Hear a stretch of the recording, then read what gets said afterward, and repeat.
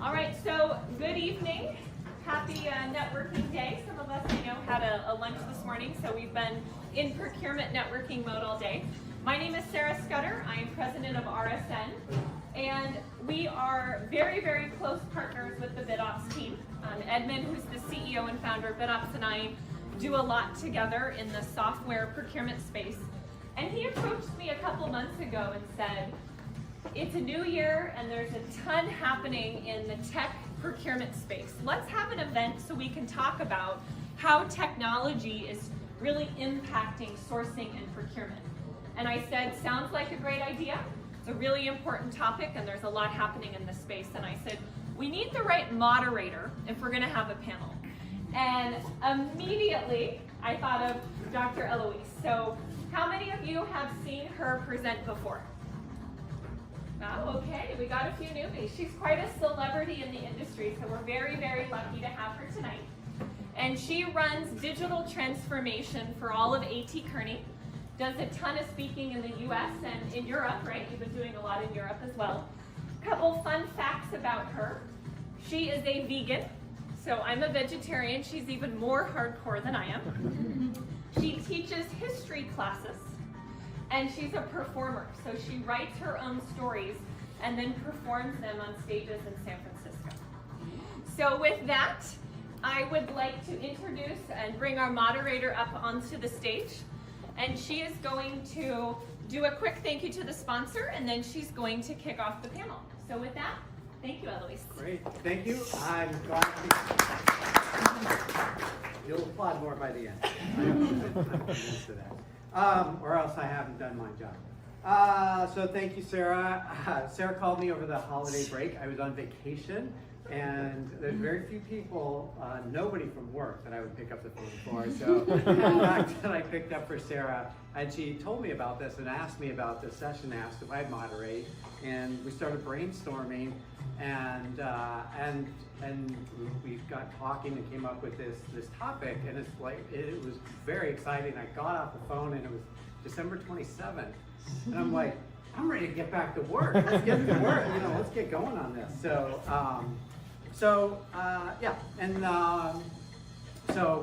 And what really struck me about this and the fact that BidOps is hosting this is, I got thinking is that we're entering a new decade, and tools like BidOps and RSN and if you've read any of my stuff, and just a sidebar, I've written a whole series of articles about the future of procurement and just got published into a book. That will come later. You can find it. It's not about me tonight, not tonight at least. And as I was reflecting, it's like, wow, the world is changing, and I work for A.T. Kearney, and we developed the original 7-step sourcing process, which pretty much everybody's used or some variation thereof. We actually own the patent on the 7-step process. And I started thinking about BidOps and a lot of these other sort of technologies that are emerging. It's like, oh my God, I think our 7-step sourcing process is irrelevant. in this. Like the idea that you would start your sourcing events with the anchor price. That it's like, you're being transparent about the should cost, and that was like, oh my God, like, why do we not think of that 20 years ago? I mean, for 20 years we've been saying best practices to do this, this, and this, and keep the suppliers guessing and keep them on their toes. But is there a better way? I think there might be a better way, and that's the genesis of tonight. So, with that in mind, just I don't follow rules. We will likely go wandering all over the place. But I want you as the audience to think about, and I'm going to come back to this at the end. Are we really headed to the future? Are we excited? Should we be excited? Or are we really stuck in the dark ages and never to emerge? Or maybe it's somewhere in between, but I want you to contemplate that. Because we have a great set of speakers, and I'm going to ask them to come up, and as they come up, you can come on up. And as they come up, we'll start with the introduction. And I'm going to ask them 3 questions to introduce themselves. Where you work and how long you've been there, why you're excited about the next decade in procurement, and something interesting about yourself. So Arzu, can we start with you, and then we'll work down the line. Sure. Hi everyone. My name is Arzu Özbek. I currently work at PG&E. For 13 years in strategic sourcing, I manage electric transmission portfolio with over $1 billion in new spend. And I'm really excited to be here, first to share what I know and to learn from other valuable panel members, and some of them are my friends, so it's really exciting to have this kind of networking to share the knowledge. One interesting thing about me is I'm a world traveler, and I had been to 55 countries so far, and I had been to 2 World Cups in Brazil and in Russia last year, in 2018 actually, and I had been to 1 World Cup in France. Sorry, Euro Cup in France. Excellent. Adam Schindler. I'm Senior Manager of Strategic Sourcing at Anaplan. Been there for about 3 weeks, and prior to that, Head of Procurement at PagerDuty. Been in the procurement, indirect procurement space for 19 years now. Procurement overall, a bit longer than that.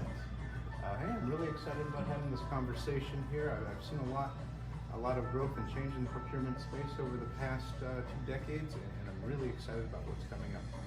We're finally getting to the Jetsons page of procurement. We thought we'd be in flying cars already, but we look in our not too distant future, and I think we now have the tools and technologies coming to us that will really enable us.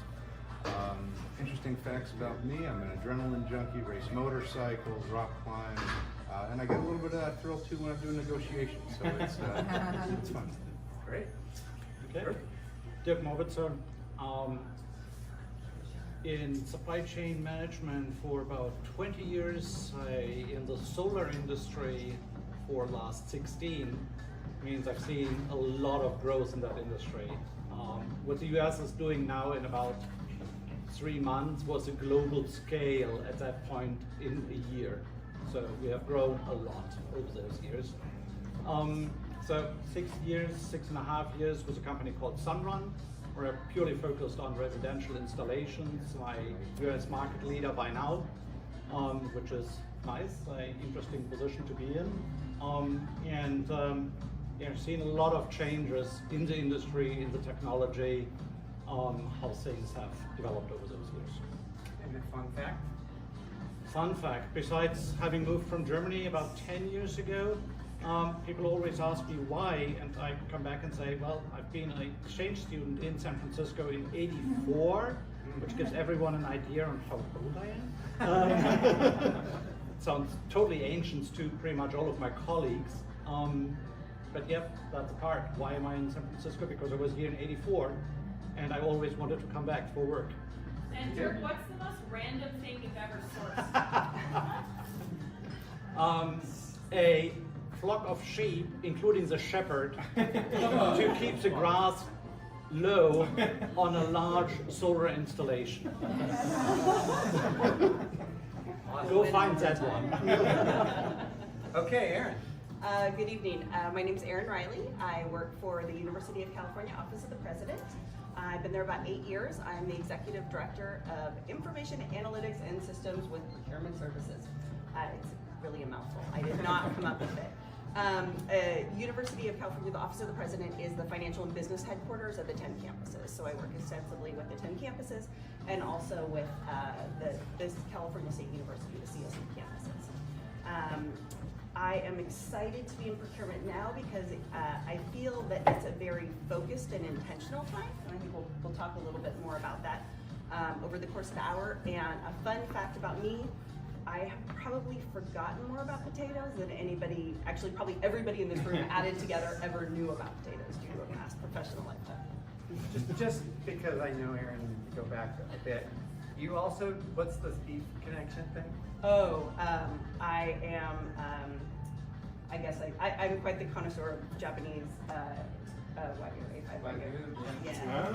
Which, as a vegan, kind of, I'm conflicted. Because I love Aaron, but... I love my veggies too. Okay. All right, Jay. Good evening, everyone. My name is Jay Krishnan. I lead our supply chain at Argo AI.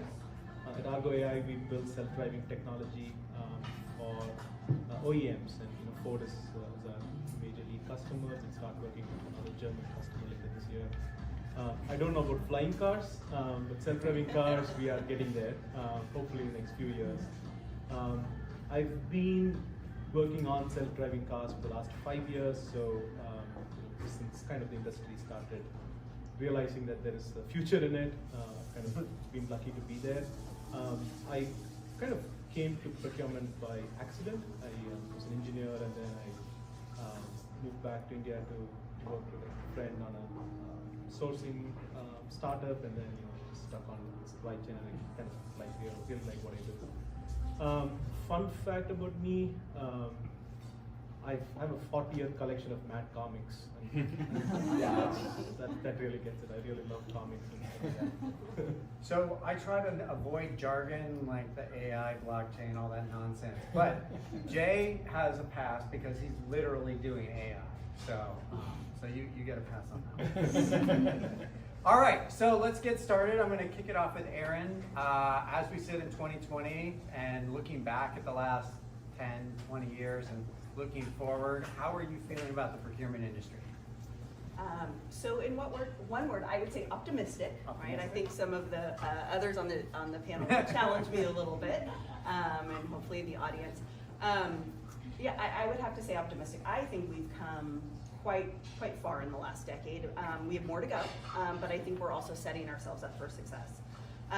Anybody in the audience know the comedian Louis C.K.? Seen some of his stuff? Okay. So this was, he does this bit about airplanes and airplane Wi-Fi. Anybody familiar with it? Yeah.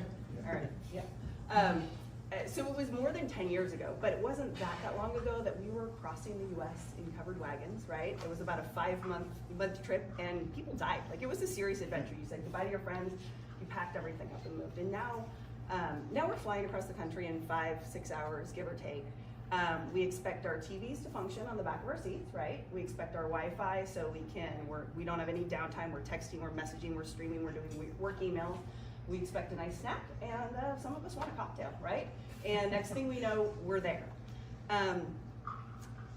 When the Wi-Fi is turned off, we get a little, snippety. I think I jinxed myself. I was gathering my thoughts and writing them down this morning at LAX, and hopped on the plane, and they said, "Thanks for flying with us. The Wi-Fi's out today." And I was like, "You gotta be kidding me, right?" Because of course I wanted to do a little bit more, but I thought it was highly ironic, right? That was exactly what I was thinking of. But anyways, I think sometimes we lose touch with how far we've come, right? So I was a little irritated about the Wi-Fi, but I think we do that in procurement as well. So when I look back, and when I started at UC just a little over 8 years ago.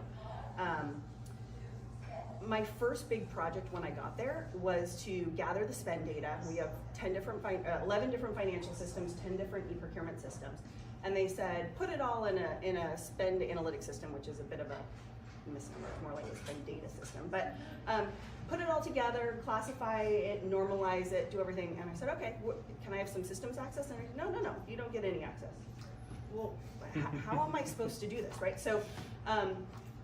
Back then, we would get our data two different ways. One, we would release a data request out to the campuses, give them 3 weeks, harass them for another 1 or 2, get the data in, and spend 2 weeks trying to make heads or tails of it, and then run out of time to actually analyze and actually look at the data to see what it tells us. We were just sorting it, right, and compiling it. The other way we got data was we asked our supplier. We said, hey, how much did we spend with you, and what did we buy, right? We still do a little bit of that. I'm not going to say we don't.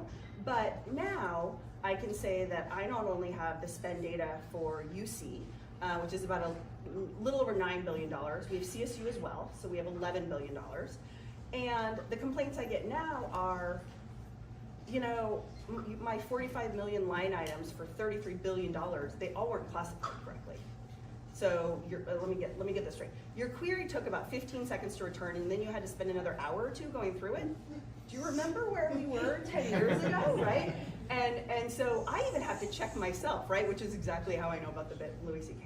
Okay, temper, So I think it's good to kind of look back, and I do think that over the past decade, we've come a good ways, right? There's a lot more tools available to us. I do optimistically think that over the next decade, we are also going to make some material progress. And I think that's really going to be driven by two things. One, absolutely the technology that we have, right? There's a lot of people running different stuff, really great stuff in this room that is very approachable and at our fingertips, right? I have 500 super users that have access to all 45 million rows of data. 8 years ago, I didn't have access to any of it, right? And I would say out of those 500, maybe 2 or 3 did. So it's there for us, we have more data, it's a deeper level, and it's much more actionable, and we can turn things around more quickly than ever before. And I think that's really key to how procurement is setting ourselves up for success in the future. The other thing that I think is gonna be really key as we move forward is, remember I work for a university, but Amazon sets my level of expectations, my personal and my professional level of expectations, right? So I'm dealing with end users and suppliers that are expecting that. We have such a diverse offering of goods and services worldwide, right? With huge supply chains, and I want it delivered at my door tomorrow, if not really in an hour or two would be ideal. Where are the drones? Are they coming soon, please? And that is setting the tone for how I need to engage with people in my workplace. And so I think as we look forward, we are gonna make leaps and bounds because we're gonna be driven, dragged, and just demanded to actually do it as we move forward. All right, so I want to build off that, and I'm going to ask Jay, what do you think we can expect from an innovation point of view over the next 10 years? So, I mean, not to sound rhetoric or anything, AI, right? Like, so. But you're okay? You're okay.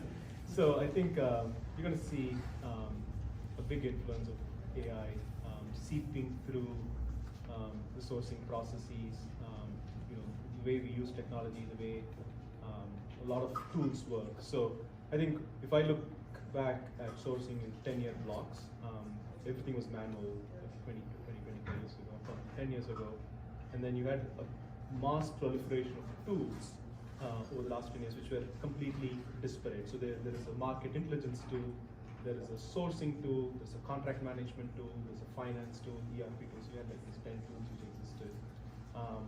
Now I think the big innovation, just kind of summing up it in one word, is going to be a source to delivery tool where you can just click in one go and be done with it. And there's going to be a lot of underlying AI technology which runs behind it. So it understands these are your parameters. So companies optimize for cost, quality, and time. So based on where you are indexed, what is important to you, the AI model kind of understands what's important to you, and is able to make the decision, and is able to move really, really fast. So I'm really excited about that. I'm an optimist as well. So I also think the whole green sourcing thing will happen. I think a lot of consumer behavior is going to be, I think consumers, at least the millennials and the next generation, whatever they're called, are super smart. They really want to do the best for the environment. And that's going to reflect in the consumer behavior, it's going to reflect in your sourcing behavior, and I think you're going to see a lot of companies committing to a green platform and trying to build technologies there. So that means you add another parameter to a supply chain manager's job ladder, right? Like, it's not just about cost, quality, and time, but also is this safe for the world? Are you doing anything? So I think that's going to be a very interesting dynamic, and I would see a lot more things happening next decade as well. Great, okay. I'm going to come back to that. Arzu, what do you think would be something in the next decade that's an absolute guarantee? Okay, change. The only thing which will not change is change for sure. And only the speed of change will change, and it's going to be definitely exponential, which is not already the case. I mean, the technology is like just impacting our lives and reshaping our future. And so we should expect this same kind of innovation and change in sourcing procurement as well. And which is already happening. And I remember like 13 years ago when I started, we used to have a signature for contracts and scan and email it, and which is not the case anymore. And which is like you just use electronic signature and send it, and which is now like, when you remember what was the case like maybe a couple of years ago, it's incredible. And I think also like the impact of change is so important, and we should be really like in not only in sourcing, not only procurement, but in all the industries should be really adaptable and should adapt the changes and understand what is waiting, and the people who are more adaptable to change.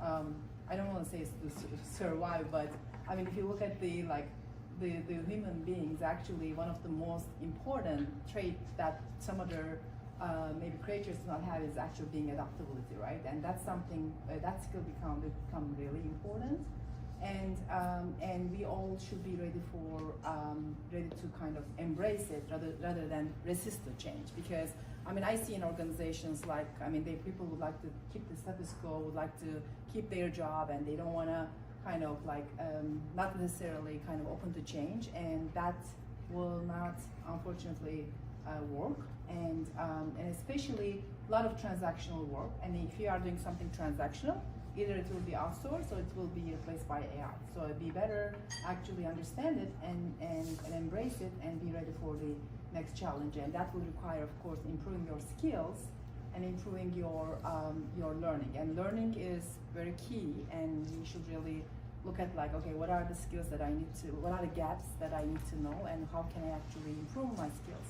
And when you look at AI, and so far what it cannot replace in human beings is a couple of things, and the most important one is adaptability, and the second is the strategy. I mean, AI, there's not any application that I'm aware of who can actually come up with some strategic solutions. So that is another area, especially in strategic sourcing or procurement, very important skill, being strategic. And I think another thing is vision. I mean, there's not an AI application that I'm aware of that visionary, and vision is another important human skills. And so if you kind of continue to work on the skills, then that will be helpful. And last but not the least is innovation, and creativity and innovation is another important thing. If you are not creating value, and if you are doing something just transactional or over, and that job will be either obsolete or will be replaced by AI. So Great. So let's build off that, Adam. What has or has not, on the theme of change, what has or has not changed over the last? That's a very wide-ranging question. So let's talk about first which hasn't changed, and that's our customers' expectation being really high and expecting things turned around really quickly at a certain level of quality and caliber, right? Now, so let's talk about now things that have changed. Well, when I first got into procurement about 20 years ago, everything was manual. You printed out a contract with your highlighters, you went through and edited it, you sat down with legal, they had the red one, you had the yellow one, and then you figured it, you pulled it all together in a word processor. You sent things off in duplicate to get signed, and they would go through the mail and come back, and then they would go into a filing cabinet, and you either had an organization in your company that managed those filing cabinets, and if you needed to get something, a copy of a contract, you put in a request to get a copy of it, and there, a couple days later a package would show up with a copy of it, or you would go and look through files and files. So really, when you look at the past 20 years, a lot has changed. All of this has come online. All of this has been, there's some kind of automation or electronic transaction. You never sign a wet signature on a contract unless you're dealing with India or some other country that still, a bit in the dark ages or has certain requirements. But the whole process of executing contracts and has just gone through a world of change, even without looking at some of the new automation tools and things like that. And I'm really excited to see where it's going. Okay. Also, how people are getting into procurement, right? So people never intended to come into procurement. That they would just wind up moving there from accounting or moving there from somewhere. Now that there's degrees for procurement and sourcing and all this stuff, and people have an intention of getting into procurement and sourcing. So that's very good. We're getting How many people in the audience fell into procurement? Okay, so about at least half of us randomly stumbled upon it. Good. Oh, so I think the caliber of people that are sitting in our seats now is elevated too. Okay. All right. So Dirk, you've been around in this, using your words, around doing this for a long time. is anything really going to change, or are we just fooling ourselves? Speed has changed, reaction time has changed. We're at BitOps. 20 years ago, I worked for a startup company that was doing reverse auctions 20 years ago. Are they widely used in every company around the globe today? No. Are they more widely used than they were 20 years ago? Yes. But is it like complete everywhere around the globe? Absolutely not. So change does take time. I fully agree with people have become a lot more educated. That's a good change. The flow of data is a lot better. That is good. But that is in the US. I deal a lot with other countries, and okay, China has moved away from the chop that was needed 10 years ago. No contract was signed until someone with a company put the chop on the contract. That's gone. But if you're asking about all other information, EDI in China, EDI in Malaysia, well, Malaysia is actually pretty good. Discussion currently with a potential supplier in Cambodia. EDI, I was like, okay. Literally, there's a question mark behind that, like, what do you mean? So things are changing, but we must not forget that our expectations may be too far ahead for all the suppliers. And even within the US, dealing with a small family-owned enterprise and talking about EDI, they're gonna laugh at you, or at least that happened to me, when they're just looking at you and say, no, and no, we're not going to invest because that helps you, it doesn't help us. It doesn't put us into any different map, and we don't want to grow to 100 people. We want to stay small. So, change, yes, but not as fast as we probably all would like to see it happening. And we have to do the job of taking the people we are working with us and helping them understand what the benefits are. All right, so this is going to go back to Aaron. So we've all agreed that there's changes happening. Speed, okay, we'll debate that, but technology, expectations. So, and Adam brought up people. How are people going to influence these levers, these chains of speed? And I'll start with you, Aaron. So I think it's really key. Adam actually brought it up. You stole some of mine. There are more people intentionally getting into procurement as ever before, right? And so I would say it's twofold as we move forward. That intention and that focus has elevated the practice, right? And it will continue to elevate the practice. We actually, when I started thinking about it, I said, you hear about a lot more degree programs. And when I'm recruiting, I hear about a lot more people that are graduating with supply chain degrees. In 2010, there were only 36 universities that offered undergrad degrees in supply chain. Now there are 209. So in 10 years, there was only almost 600% growth, right? For grad programs, there were 12, and now there's 46. So we're actually kind of cool now. I'm not gonna say we're really cool, but we're getting there, right? And it actually is something that people might not fall into. They might actually intend to, to move forward and get into it, but we still have a long ways to go. And what I would say is, I think we need to challenge ourselves to be change leaders, right? Change agents and cheerleaders of procurement. There are certain companies out there that understand the value of supply chain and procurement, but I'd say they're few and far between, right? Most do not, right? Most still view it as a procurement shop, a low value activity. As I talked about 10 years ago, we didn't have any data. How are they gonna see us as a strategic partner and a trusted advisor when you have zero data, right, to back it up? Now we have the data, and I think we need to focus on telling our story, talking about our wins, talking about what we can do, for the practice as a whole.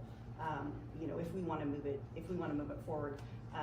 This education force that we're seeing that's coming up, I'm feeling it a bit, but at UC, we have 14 leaders in procurement, 2 women, right?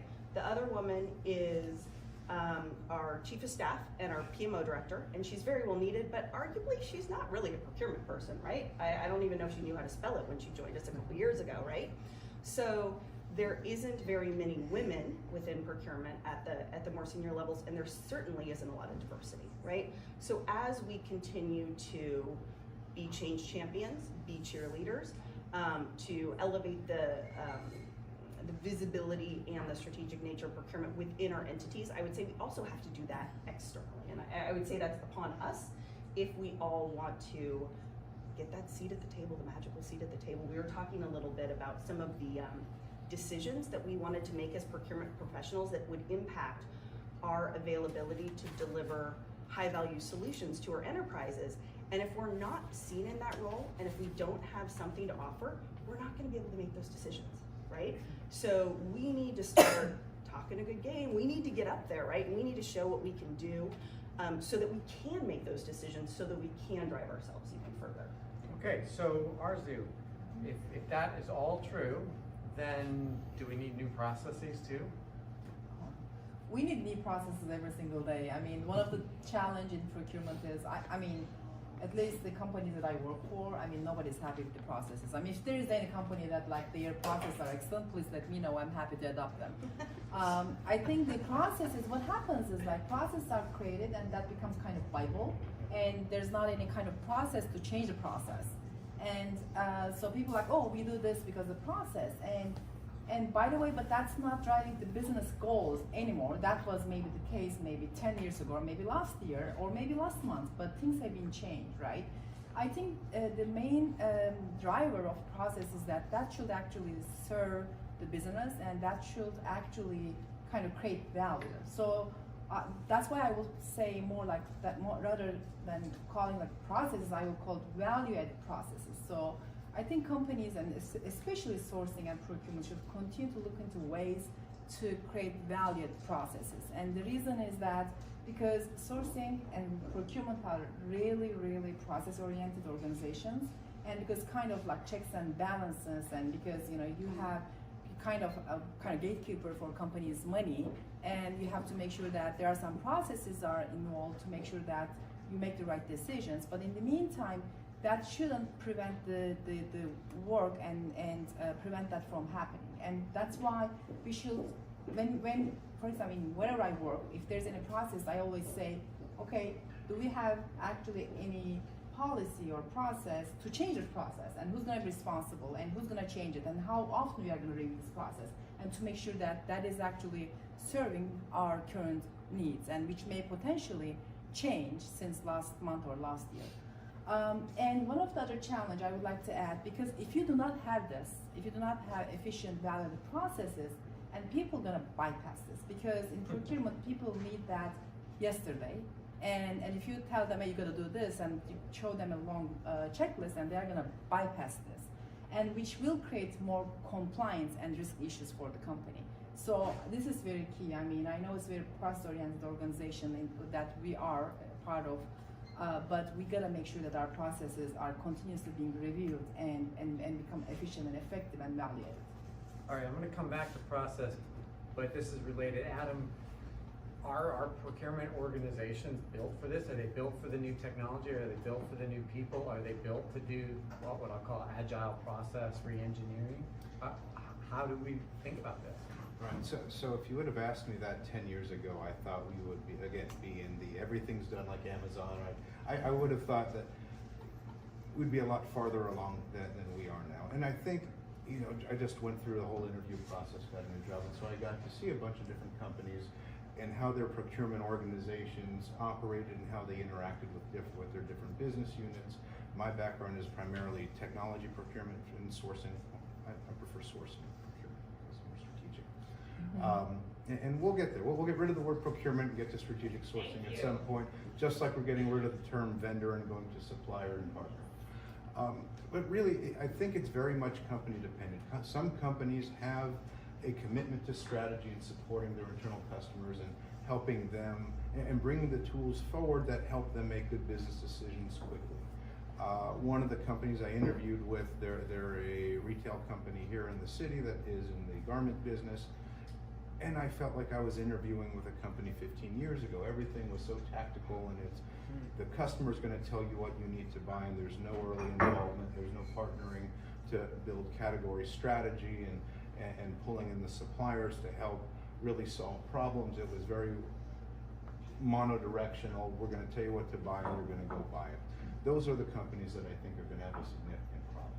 It's the ones that really are looking to solve their customers' problems and partner and are willing to invest in technology. Like Arzu said, I think a lot of the tactical transactional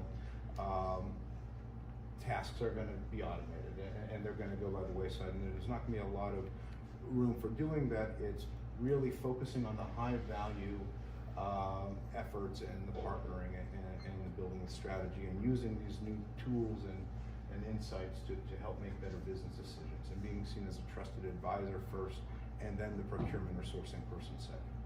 Great. So we've made a lot of investments in technology, and technology is clearly gonna underpin the next organization, all the things Adam was just talking about. And all those investments over the last 20 years have largely failed to deliver the benefits. So how should we look at technology investments going forward? And we have a skeptical CFO user base, we have a skeptical business community. Well, How should we think about this? I would first say, I'm not fully on board with that thesis that all of that spend was worthless. I didn't say it was worthless, I said it failed to deliver the promised benefits. Maybe not even all of it. Some of it, yes, because, well, how do you get money out of a CFO, right? One part. But the other part really is the investment is necessary, and necessarily part of the investment is going to fail. It's not going to deliver, because otherwise, if you have 100% guarantee that this is going to deliver as promised, we're not inventing, we're not driving things forward. So part of it has to fail, otherwise you're not really driving the industry forward. Looking into the future, or more sort in that direction, look at the CFO, look at the financial community and say, well, where would all the data come from that you are now relying on a day-to-day basis without that investment? So that investment has enabled a lot more data than we have ever had before. Anaplan being a good example of having data at everyone's fingertips in seconds. Great tool. Reverse auctions being possible to deliver results in hours instead of in weeks. Great tool. Usable in every situation? No, maybe not. Maybe the promise was a little bit better than originally than what people found out over time, and there's room for improvement, and improvement is being made. I think the question today is still, do we have enough data? Is the data available fast enough? And a big topic that I see is the data made visible enough? Meaning, is it analyzed in a way that it can be easily displayed? If I approach anyone with 1,000 lines of numbers, no one is going to see anything out of that. If I have one picture out of that, I can drive home a point really fast. But getting to that picture is still a super time-consuming process, and that is something that needs to become much faster. And then the other part is we have a lot of education to do around the globe, because we all are part of super global supply chains. And the current Corona thing tells us how little we actually know about supply chains. We know probably what our supplier is doing, but once I start asking what our suppliers really knows about the supply situation of their suppliers, that those data points already get very thin. And that is something where I see humongous need for improvement and more investment. All right, Jay, how do you think about investment in a very forward-looking industry? How would you answer the question about investment versus? Yeah, so I think a CFO his job is to question these things, right? I think it's a very valid question to ask: is am I getting return on investment here? But the damage, if you don't invest, is much more significant than if you invest and it doesn't go according to plan. Like, think if you have, if you have untrained staff who cannot adapt to the new, ways of working, if you have tools and technologies which are outdated, I think you cause more slowdown to your business than the cost of, buying a tool or technology or doing a transformation project. And I think that is a CEO decision. I think the really, really smart transformational CEOs kind of will influence the CFOs. And I think CFOs are perfectly legitimate in asking the question, but I think in an ideal world, if there is a strong case presented, they should get overruled by the CEO in that decision and say, make the investment. This is the transformation we're going to do. So I think that's what. Okay, so I'm going to ask Aaron the same question in a different way. So, Sarah? We have a question for Jay. yes. What 3 skill sets are you looking for in your new hires? This person is having a challenge at a company where they're having a lot of old school buyers and they're trying to transition into more modern technology and processes, and they're not quite sure what skill sets they should be looking for in a new age buyer. So I think one skill I definitely look for is subject matter expertise, domain expertise. So you can be a buyer of direct materials, indirect materials, but knowing the area you work in. So if you're buying indirect services, you understand technology, you understand labor markets, you understand economy to an extent. I think that's useful because some of the transactional nature of buying is all moved online. You don't need people to do that anymore. You don't need people to do a reverse auction. It's done in a tool, right? The negotiation is pretty much done in a tool. It's done in like 10 minutes. And so you have to spend a lot more time in understanding, doing cost modeling and stuff like that. So I think that's a very an important skill to look for. The other skill is just flexibility, relationship building skills. Like technology is not going to solve failure to build relationships. So it's very important to build strong relationships with suppliers, treat them well, educate them, bring them, help them innovate and do like that. Like I've seen so many case studies where in the coronavirus thing, when global supply chain has kind of melted. Some people have still been able to keep supply because of the direct relationships they have with their counterparts in Asia. They've gone over for like many years, and because of the personal relationships which exist, we've been able to secure at least delivery of their products. So I think that's a very important skill. And we have another question for Aaron. You're in government. It's not as easy to just mass redo a workforce. So how do you take your existing workforce and get them the new skills that are needed? So that's difficult. I think it is more difficult in public sector potentially than private sector, but I think it's difficult everywhere. I think you have to, and this might not be a popular answer, you have to look at your entire workforce. There are going to be some that are going to grab a hold of it and move it forward, right? And they're going to be the early adopters and they're going to be enthusiastic, and you run with those people, right? You sell them, you put them out there, you get them in front of the rest of the kind of those that are lagging. There's a middle ground of people that aren't going to be sure, that aren't going to have the skills, and you train them up. You hope for the best, you support them, you keep at it, and you really try to foster an environment where it's okay to make a mistake here or two, right? But you keep hammering home the change management, the training, the communications. And I hate to say it, but in every organization, there are gonna be people that just aren't gonna catch on, right? No matter what you do, they don't want to. Sometimes they just don't even want to. It's not a matter of not understanding, they just don't want to. And in that case, I say you have some tough conversations, right? You give them every opportunity, you have some tough conversations. You say this is the way the organization is going. You try and find another opportunity, right, that might be more fitting of their skill set. And then at the end of the day, if you can't, you just kind of can't. Great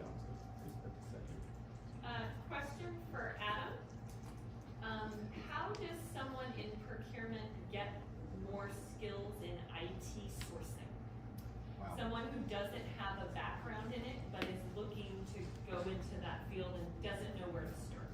Yeah, that's a great question, and it may take a second to think about. But really, what I would suggest is get to know your IT business owners. If they're already in procurement, get to know your IT business owners. Start reading contracts.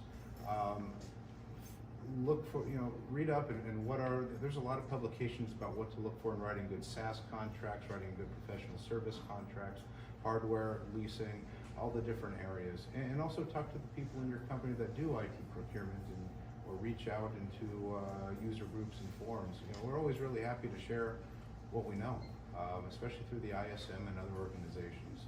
But really, there's a lot of independent legwork you can do in meeting other managers that have an interest there that can help. Adam, am I hearing you're open to mentorship? Sure. And funny enough, the Procurement Foundry actually has a whole series dedicated to IT procurement, like training on services. Okay, so moving right along. Thank you for thank you to the audience for sending those in, the live streaming audience. What, actually, Adam, I want to throw it right back to you. Last 20 years has been has been measured by cost savings. Is that an accurate measurement? Is that still relevant? If not, what should we do? What should we be measured by, sorry? Cost savings as a metric for procurement's effectiveness has always been a thorn in my side. One, because how it's calculated. Measuring cost savings is one of those things that prevents negotiating really solid strategic deals because it usually only captures first-year savings. So what's the motivation for negotiating multi-year deals that have incremental savings along the line? I think, especially now, where we're dealing with a lot of data and IP, I think mitigating risk is going to become more important than cost savings, as well as securing your supply chain. And I think that the coronavirus really showed us how vulnerable and how insecure our supply chain is. Okay, but let me ask, how do we measure risk? Like risk mitigation, how do we measure that? Wow. Yeah, sure. I don't mean to put you on the spot. No, that is, I think that's something where you come up with a decision matrix or a weighted matrix within your company, within legal, within those people that have an impact to risk about, especially with SaaS and our data, what kind of, both the what's the word I'm looking for, the risk and then the chances of that risk happening and being able to protect it and being able to achieve your standard terms in negotiation is going to be vital. Okay, that's fair. So Arzu, what would you give as we're moving into the next decade? So what advice would you give somebody starting out? With these people we're trying to get, the audience has asked for questions about recruiting people. What advice would you give? Yeah, I think the first thing is connect with Sarah because she has a nervous network. Participate to events like this and be member of a lot of LinkedIn groups and be part of that. And I think networking is really key, and especially if you are going to excel in an area or want to move to a new area. I mean, it is really important, and I have actually a personal experience that I wanted to do some part of technology and wanted to make a career change, and that was a great opportunity. And I reached out to my friend Adam, and I picked up his brain, and I was able to get a job offers that I'm going to move on in the next couple of weeks. So. Big thing. So you be friends with Adam. Yeah. Sarah. And have Sarah know your speed dial. Yes. And by the way, it looks like a lot of people are picking up her phone, including you when you're on holiday or when you're on vacation, right? I think the other important thing is be aware of your skills and understand your skill gap and where you need to be, and be open to learn. I think learning is really key, and because with this kind of maybe you can discuss the speed of change. I mean, maybe slow or fast, and in some industries it's going to be really fast, in some industries it's going to be really slow, but it's going to change, okay? And definitely we need to improve our skills, and we need to understand, okay, what we are good at, and and where we want to be and what is the gap, and we should be continuously kind of train and educate ourselves. I think then another important thing is really understand where you want to be, and it's very important that not really kind of by the book, okay, do this and do that and make this much money. It's about like your passion and what you are good at. I think it's very important to find your goal in life and be what you are passionate about and pursue that goal. Okay, so Dirk, same question, but instead of people entering, senior leaders or managers or senior leaders, same question. Well, I would say, but probably not procurement specific, invest in the people, make sure that the skill set is actually there, is in place. Second part is invest into the tools that are necessary to do the jobs fast, meaning the tools need to be in place and the tools need to be bought and purchased and paid for. That allows a data analysis, that allows a visualization of data. The analyst workforce needs to be in place to actually dig up the data, and sometimes I've got the feeling that reasonably well paid procurement people are spending a lot of time on digging up data instead of analyzing the data and drawing conclusions from it, and really spending the time on negotiating the contracts and not Exceling or spreadsheeting things. Those are the topics, and then I've got one very large point: be prepared for very, very significant changes in terms of disaggregation of supply chains. I think there will be a massive trend of supply chain moving out of China into other parts of the world. And there will be very likely a massive change, I think the terminology already came up, of greening the supply chains, meaning there will be another metric introduced looking into the CO2 footprint, or the greenhouse gas footprint along all components and the whole supply chain. And that's going to be a massive change. All right, Jay, same question, but what would you tell the tech vendors? Garbage in, garbage out, right? In terms of they're as good as the data they get and the data they extract. So I would say spend time in ensuring quality of data. Like, I think we have access to data. We've talked about data. We have access to so much data which we probably did not have many years ago. Now I think there are different techniques of extracting value from the data. And so you're going to be, if you're a technology vendor and you want to have a data play, you're going to be as good as the data you have and the models you create out of your data. So that's like a big one. There's going to be, as I said, a lot of underlying disruptions in technology. I think it might not be very visible to us, but a lot of the decisions will happen behind the scenes, and so thinking of tools and processes which can do that, that'll be like the next step. I think final comment on tech vendors is the world is changing. So I've seen the amount of time it takes to work with suppliers and get a contract in place is more than the time it takes to actually get the job done, right? So I think that needs to change in the new era. And finally, tech is not a replacement for relationships. I want to re-emphasize it again. So you might be the most tech savvy vendor. As much as I like to sit in my front of my computer and work all day, I do have to go to meet with suppliers and build that relationships, and I think that's very important. It works both ways. So it definitely has a value, and the value kind of is reinforced when you have these large global events, black swan events like the coronavirus thing, which nobody even predicted like a month back. So that's when these relationships come into play significantly. Okay. Yep. So we're getting towards the end. Let me open it up for audience questions.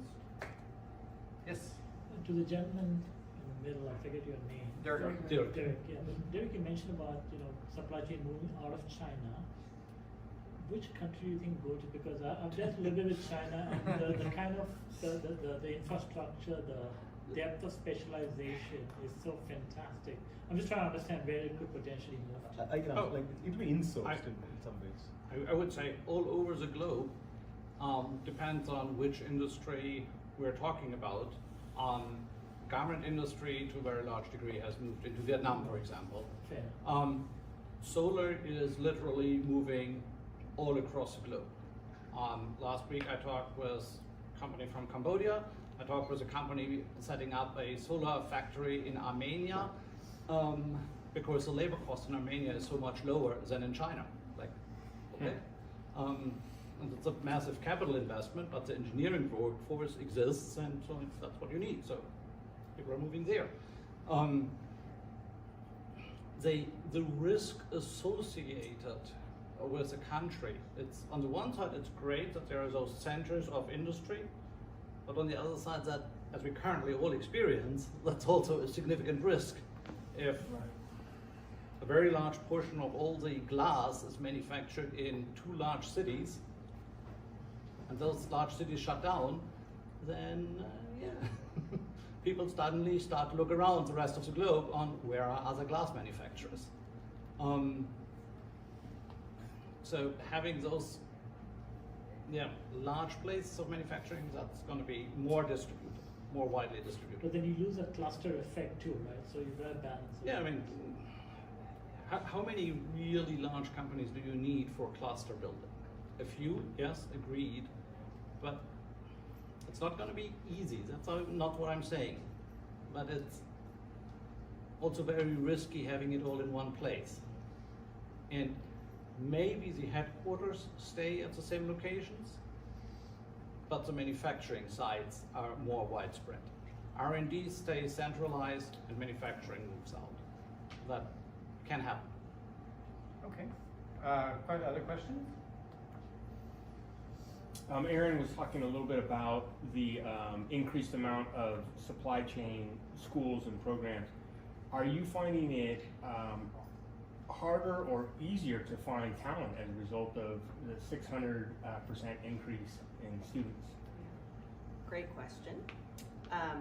Being that we're in the Bay Area and I am public sector and my comp packages aren't exactly what I would like them to be, it's very challenging right now given the market.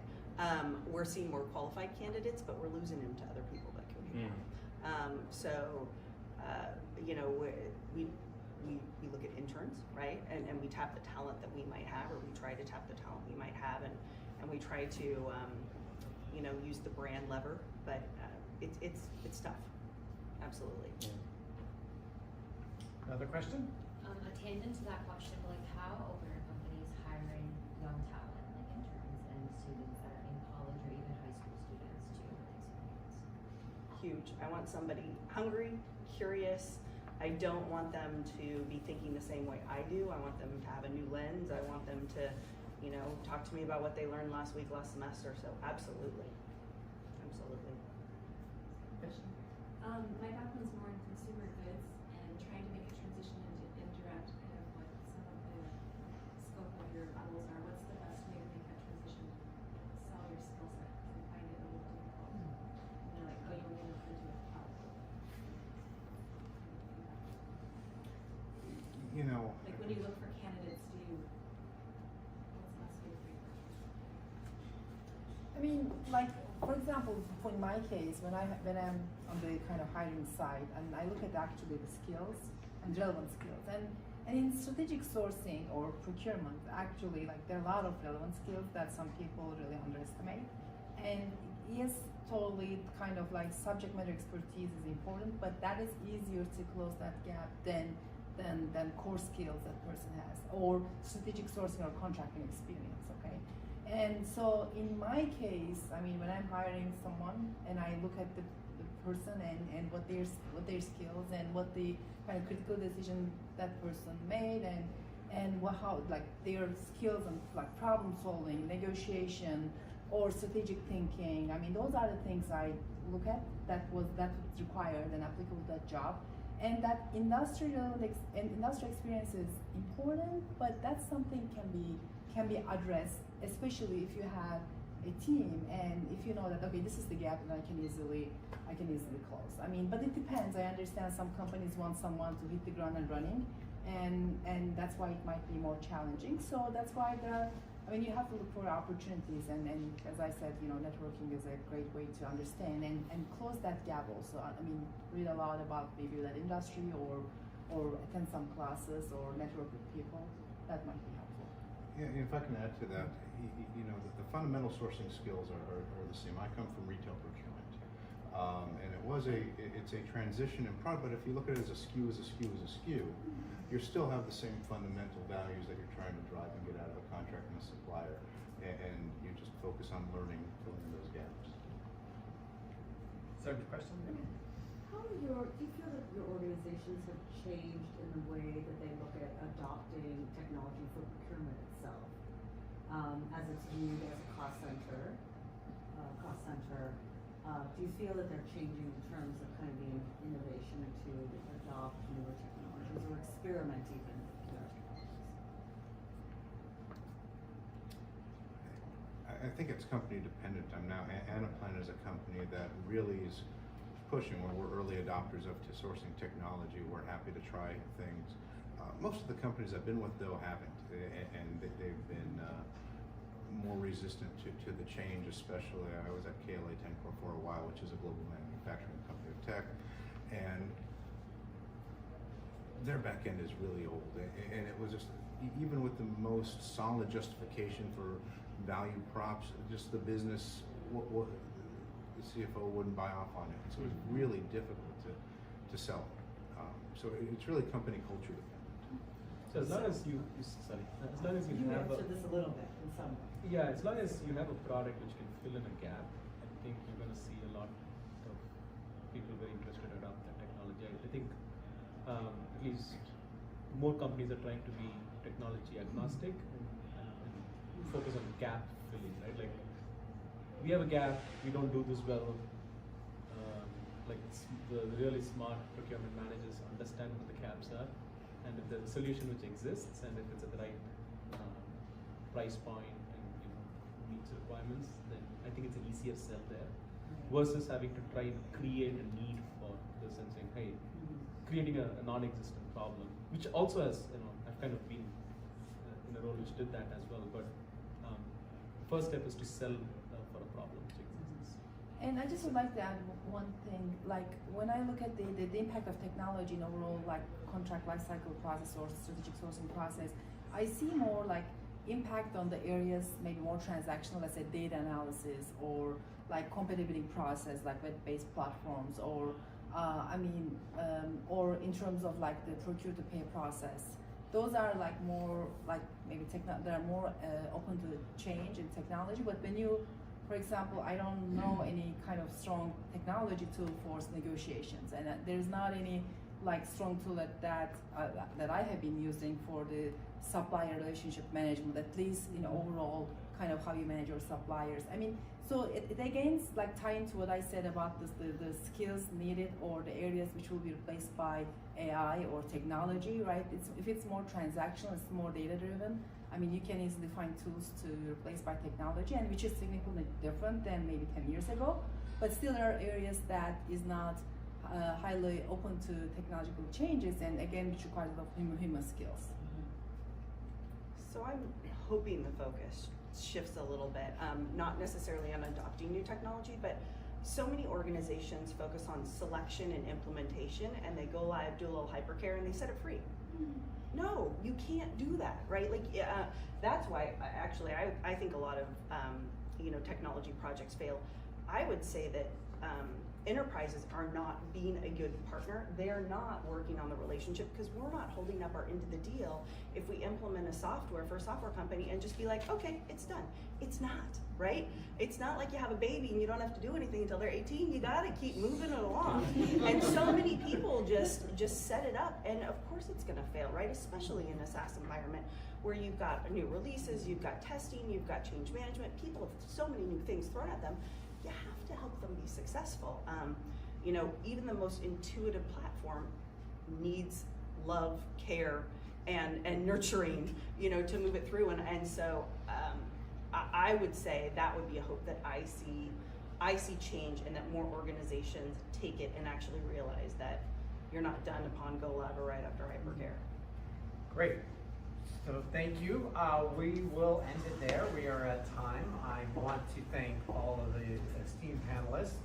That was really fascinating, so thank you. I want to thank Sarah for organizing this and the idea, and to do this. And then of course BidOps, the sponsor. So I want to thank the audience for coming and braving I think it's Wednesday night. So thank you again for spending your Wednesday evening with us. Again, I want to do a big thanks to BidOps for hosting and talking about technology in the sourcing space. Our panel will be signing autographs after, so feel free to run up and chat with them. They're all really friendly, amazing people who are really knowledgeable and helpful. So I recommend that you spend time reaching out, connecting with them on LinkedIn, and they're just incredible resources, as well as our fabulous moderator. She's speaking a lot in upcoming years, so make sure to connect with her on LinkedIn and see all the wonderful things that she's doing as well. I'd like to get a photo with the BidOps team and the panelists. And with that, we'd like to wish you a wonderful evening.